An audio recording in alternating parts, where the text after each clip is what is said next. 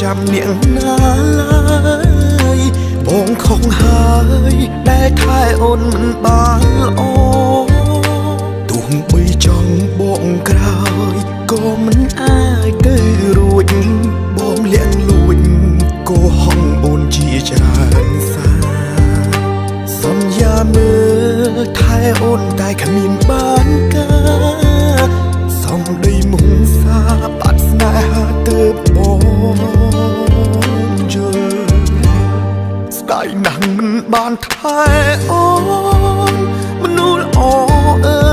យបងខុសហើយតែចង់ឲ្យអូនលើកលែងច្រើនដងច្រើនលើកច្រើនសារតែបងធ្វើខំស្ដែងបងខ្លួនឯងដែលធ្វើឲ្យបាត់បង់អូត្រឡប់មកផ្ទះយើងមើល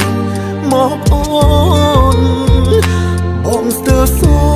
ននឹកអូនខ្លាំងណាស់អូនអើយកូនយើងក៏កាន់តែធំ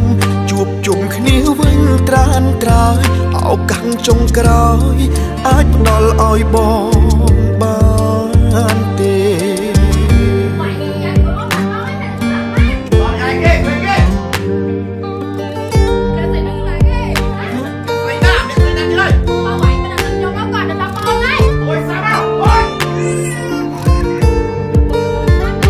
ទោះបីចង់បងក្រោយក៏មិនអាចទៅរួច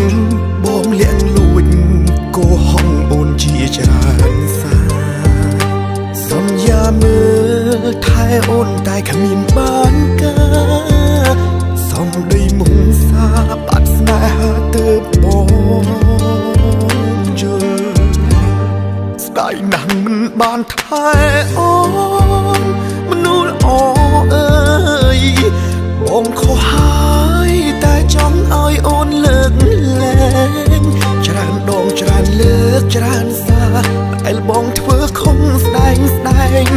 បងខ្លួនឯងដែលធ្វើឲ្យបាត់បង់អូត្រឡប់មកផ្ទះយើងមើលមកអូនបងស្ទើរសូននឹកអូនខ្លាំងណាស់អូនអើយកូនយើងក៏កាន់តែធំជួបជុំគ្នាវិញត្រានត្រើយឱកាសចុងក្រោយអាចផ្ដល់ឲ្យបងបាន